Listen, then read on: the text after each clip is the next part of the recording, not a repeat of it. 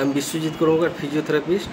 আমি একটা পেশেন্টের সাথে আমি আলাপ করেছি আপনাদেরকে, যিনি জাওয়ের কাছে অনেক পেন ছিল, তাছাড়া যখন উনি খুলছিলেন মুখটা খটখট করে আওয়াজ করছিল, মানে খুব অসুবিধা ভোগ করছিলেন উনি, মানে খেতে পারছিলেন না, খুবই কষ্ট হচ্ছিল, সবসময় মনে হচ্ছিল আনকমফোর্টেবল ফিল হচ্ছিল। তারপরে আমার কাছে ট্রিটমেন্ট করে দেখুন উনি অনেকটাই সুস্থ আছেন, বলতে গেলে 95% সুস্থ আছেন। আপনি সরাসরি ওনার সাথে বলুন। আপনার নাম কি?